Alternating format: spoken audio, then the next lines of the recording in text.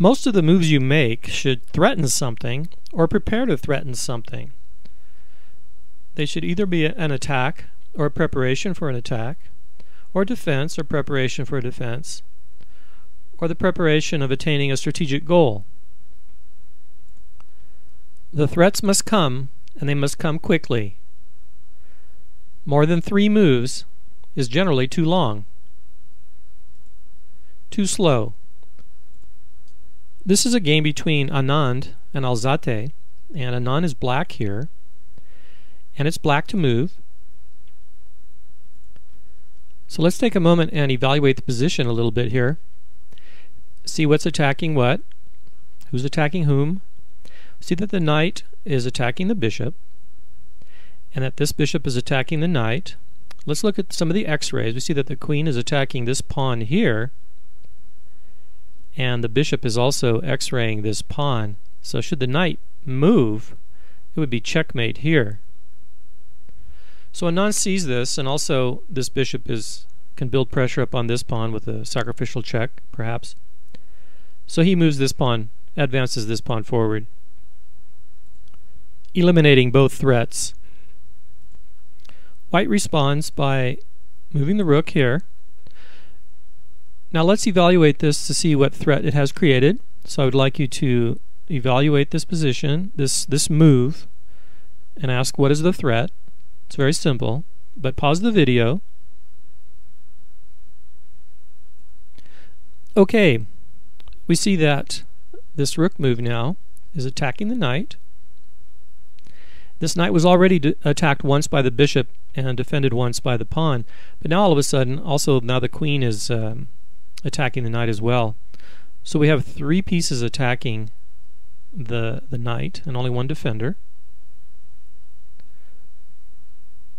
So Anand moves the bishop here to defend the knight again. And now if the bishop chooses to capture, the bishop could read capture, attacking the queen, or the pawn could capture. And white wouldn't want to give up a rook for the bishop. So for the moment, the knight is defended. He won't lose a pawn in the process. The bishop move also increased the mobility of the bishop. Here he was really just defending the pawn and hitting the pawn, but now here he's back in the game and is x-raying this file, so his mobility is greatly increased. So white's next move is moving the pawn forward. Now we need to ask ourselves what threat this may be creating, or preparation for a threat. So look at this for a moment and see if it's a threat or preparation for a threat, or what would the purpose of that move was, offensive or defensive, or both. So pause the video. Okay, well, this move is defensive but also offensive. If you notice, prior to that this pawn was undefended. Now he's defending it, but if he pushes one more, he can attack this pawn and undermine the defense of the knight, removing the guard. So Anand prepares for this possibility and also removes the bishop from the defense of the queen. We know queens make poor defenders. So he backs the bishop off into a safer square, and now this pawn is free to move and open up the rook as well. Now that the mating threats are gone, white moves the bishop because he was under the attack of the knight, and the knight could pull the trigger at any time. And now the bishop isn't doing anything hitting this pawn, so he renegotiates the bishop, moves into another square. Also, if you notice, there are 3 pawns against 2 here, so black has a majority of pawns. And Anand decides to activate that majority and also make the rook a little more useful, and at the same time launch a little guy harassing big guy by pushing pawn to f5, attacking the rook. Now the rook needs to decide where to run, and it moves to f4, blocking the further advance of the pawn temporarily. Okay, now I would like you to evaluate the white position for power move weaknesses, undefended pawns, attacks on the queen, etc., and see if we can come up with a good move for black that satisfies more than one requirement, achieves more than one aim. So pause the video. Okay, did you notice this bishop now is undefended, and white also has this undefended pawn. So with one move, black can threaten both, attack one and prepare for the other. Did you find queen to a5, which is what Anand did here? Now it's attacking this pawn and threatening to come into enemy territory, attacking the undefended bishop, gaining a tempo here. So white has to decide how to handle this, and he moves the queen here, defending the pawn, and it's also an attack on black's undefended pawn. But Anand continues by penetrating enemy territory, attacking the undefended bishop. So white has to decide how to handle this threat on the bishop. Black has attained the initiative temporarily, and is on the attack, controlling play a bit. And this pawn is safe until white decides what to do with this bishop. So white runs. Could have defended perhaps with the rook. Black still needs to develop his rooks a little bit.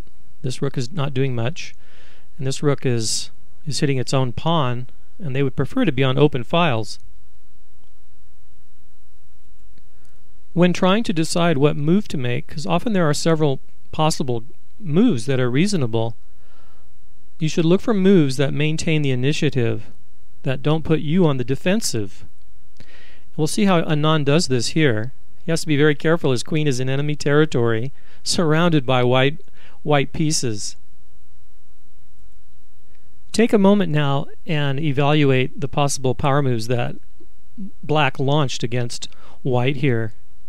It's very tricky because once the piece moves, there are a lot of possible combinations, and I'm sure Anand spent a lot of time on this move considering his queen was deep into enemy territory. So take a moment and try to find a power move that black could launch here, and then we'll look at the follow-up moves. So pause the video. Okay, remember that good players are always giving their opponents an opportunity to make a mistake. So they try to complicate things and hope that they see the situation better than their opponent does. Sometimes they're right, sometimes they make a mistake themselves. But did you find knight here attacking the rook, little guy harassing big guy, and it also opens up the bishop now as well. Remember that you need to look at least two moves in advance and have a follow-up power move planned in order to maintain the initiative over your opponent. And I'm sure Anand did that here. It's very interesting that in all the scenarios that I looked at here, black is able to maintain the initiative. The queen is safe from the rooks. The knight is defending this square. Neither rook can attack the queen here because the knight is protecting it. If the bishop tries to attack the queen here, well, the bishop could capture first, and then either the pawn or the queen, and then the knight would end up getting the rook. If the bishop captures here first, and then also attacking this rook, the knight would capture, and then there would be a mate threat actually with the queen and knight on this pawn. So white decides to move the rook and attacks the knight. Now he has a double attack on the, or two attackers rather, on this knight, and the knight has to make a decision. Or the bishop could capture, and then the rook would capture, winning the bishop, maybe winning two pieces here, or maybe just having the exchange, but at least gaining the tempo. against the queen. So Anand doesn't choose that path because he's looking for paths which will allow him to maintain the attack and not give it over to his opponent. Can you find the move which does this? The original intent of the knight, or at least the backup safety plan of the knight moving into this square here? Take a moment and see how to create another threat and maintain the initiative against white. So pause the video. Okay, did you notice that the bishop is already being attacked once by the bishop, but the knight is under attack as well? And we looked at that scenario and we saw that that would give white the initiative. So Anand looks for another move and finds knight here attacking the queen, power move number 2. And now the white bishop is being attacked twice, once by this bishop and now by the queen. Notice also that the black queen is undefended. So white also is trying to wrestle the initiative from black and attacks the queen. And now the queen captures the bishop, which was attacked twice. But notice that if white captures the queen, the bishop would recapture and white would lose a piece. So instead, the queen captures now the undefended knight.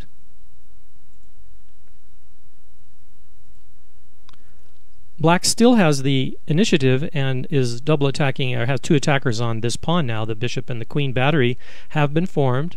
He's achieved a strategic goal. And white, instead though, he uses that moment to take the open file with a rook. Because if you look at this scenario, the queen taking here, queen takes, bishop takes, and this rook would be able to slide here attacking the bishop and the pawn and get the pawn back. So instead Anand uses that extra tempo he gained by having the initiative to grab an open file and activate this rook. So when deciding which moves to make in the course of a game, look for moves which allow you to continue the attack and not give it to your opponent. And you'll be looking for the same moves that grandmasters make.